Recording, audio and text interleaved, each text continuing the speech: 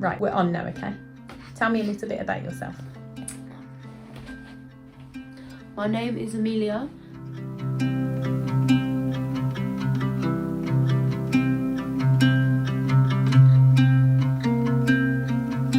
I felt like that I was questioning myself, saying, why am I so slow? Why is this not working? Why is my brain not functioning? And I feel anxious, and a lot of days are ruined because I just feel anxious or stressed because something's not going to plan, and then this leads to me having my tics. It was a bit hard to realise that I'm different to other people. Like, I'm not the same as my best friend. I have autism and it makes me feel different.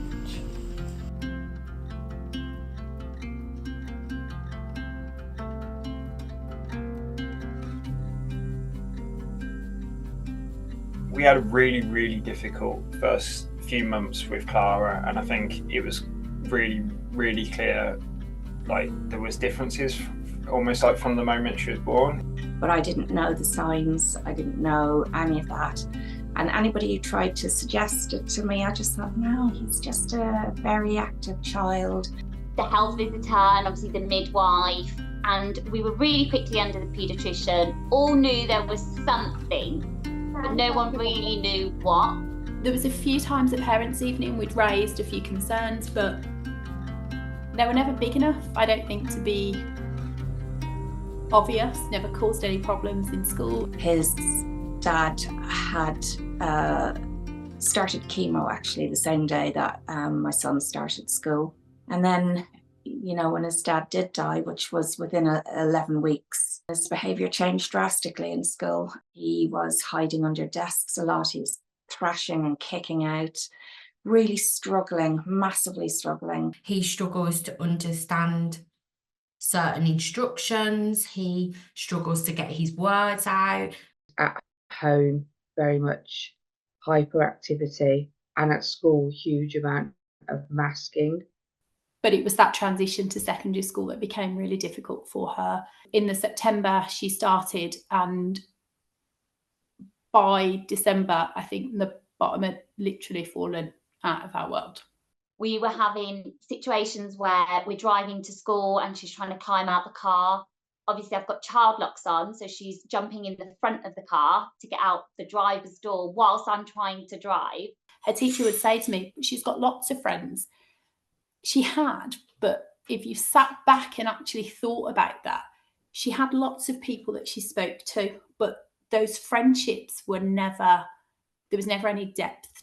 On her last day at primary school, you know, all the kids, there was the assembly for the kids and the parents, and Poppy just didn't get involved. She was just isolated. She was on her own. She didn't want to join in. She didn't feel that she wanted to join in.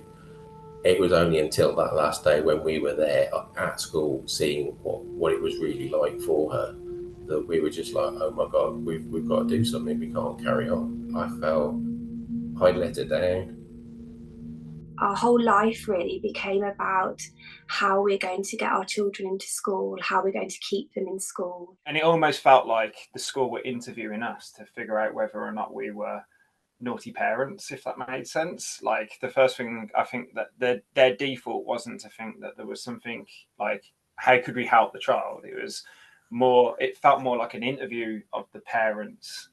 Everything was put down to trauma in primary school and not acknowledged that she had special educational needs other than trauma. When she started her primary school journey, it was, these are her needs, these are how we're going to solve these problems, these are how we're going to help her through, this is how we're going to support her. And that just phases out. It's lack of training. I don't think teachers have enough SEND training at all, and that is nothing negative on teachers. They've got enough to do. There was only one teacher and there was like 24 of us in the class. So it's like hard for me to only get help when there's only one teacher. Those people who are in charge of our children, of guiding them and supporting them, if they don't have the support, that there's just no hope in hell.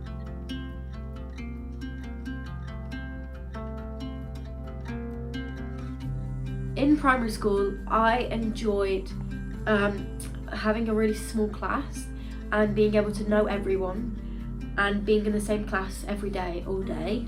Why don't you go to your school? It's too Why is it too hard? to be out. So in school, our daughters have really struggled, and as a consequence, neither of them attend school anymore. The more we pushed her to be in school, the more she couldn't attend. The more we pushed her to be there, the more she just couldn't. We were seeing really extreme behaviours, lots of violence. We were being told school's the best place for her, we need to overcome these fears, really try and encourage her to work through that, which makes absolute perfect sense. But when you're in that situation and your 11-year-old is lying on the floor and you literally just don't know what's happening, that's easier said than done. So it then became to a point where we had to say, enough is enough. But that's then left us with no school for a year. For us, my daughters really missed that. But I'm homeschooling Gracie all day, every day. That's now taking over. And when I'm not homeschooling her, I'm doing paperwork, begging for a school. We are constantly asking for an alternate provision. We are constantly asking for a school. I would love to say that filling in forms and getting a diagnosis is a simple process, but it's not. It's a full-time job and some more. So I'd given up work at that point because this became all-consuming. There's so many tick boxes and hoops you have to jump through, and evidence you have to provide. The parent is left to try and navigate what to put, how to write the letter, what should go in there, looking at tribunals, which is a whole world that most people don't want to go into, the legal side of things. And at 9 o'clock, 10 o'clock at night, we would be researching the SEND code of practice. We would be emailing, we would be putting in complaints, we would be filling out the application forms. Like you talking, like the forms itself are like enough to put you off an application, to be honest with you.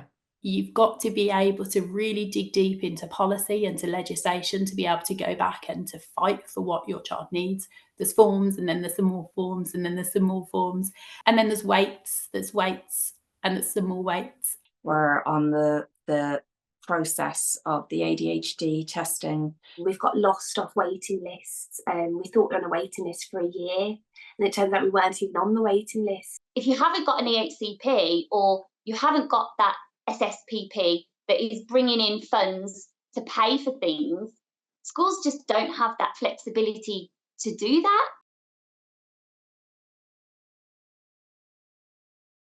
To navigate the system, it's a very lonely place at times because you don't know where to go, who to turn to. It's been such a long road to get to know for sure. And even then, you know, I've doubted myself throughout that it is me being an absolutely useless, rotten parent. Whilst we wanted to keep this outward exterior of like positivity and keeping like working with the school, you know, inside it was ripping us apart really. The impact on families, the impact on parents' well-beings and their mental health, but also while all this is going on, you've got children at the heart of this that get no support at all, or they get the bare minimum that a school can afford. I was asked recently what to describe the whole process in one word, and I used the word traumatic. My name's Luke Clements. I'm the Professor of Law and Social Justice at the School of Law at Leeds. I run a research unit that's funded by a disabled children's charity called Cerebra, and we're very interested, and all our work is focused on commonly occurring problems that parents, particularly parents with disabled children, experience. What parents are telling us is, yeah, they've had traumatic experiences, but the most traumatic experience they've had is dealing with the system, dealing with approaching local authorities for help, or seeking a special education needs support, or going to an A&E. And those are seriously traumatic. People describe that in terms of being suicidal. People describe it in terms of losing their careers. people describe it in the most traumatic way. It's really important that we take a step back and look at how we make mainstream schools inclusive. And a lot of that, sadly, is funding. I think you lose yourself. You're so immersed in trying to meet the needs of that young person, which you prioritise as a parent, don't you? You'll do anything for. Everybody thinks I'm just an absolutely disastrous parent, that I don't have any control over my child, that if only I did this and if only I did that. You know, my physical health was taking an impact and my mental health was taking an impact. Sorry, were just really tough. It was just, it was really tough, and it comes so quickly out of nowhere that it was just a horrible place to be because we just didn't know how to help her. He has asked us in the past, which is heartbreaking as a parent to hear, why can't I be a normal child? And it's absolutely heartbreaking. Sometimes you just feel that you are on your own and you don't know where to go, where else is going to offer support. How do I get support? We are struggling. We're really, really struggling mentally, physically, emotionally. And if I cannot get the right support to be able to support my son, I just...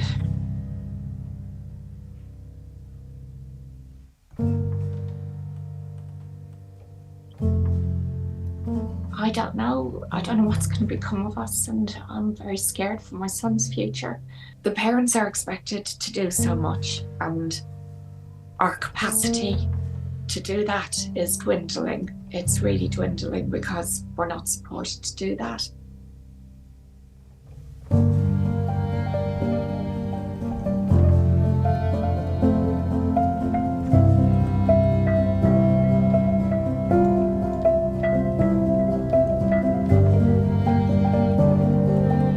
If I had sort of two things to say, is first, think that this person may actually be neurodivergent and therefore your system needs to adjust to accommodate that. And second, just be kind. Just be kind to people and accept them for what they are and trust them, that they're not making these things up. You know, the vast majority of the population is sincere, decent people. And life is a lot nicer if you create, insofar as you can, kind systems.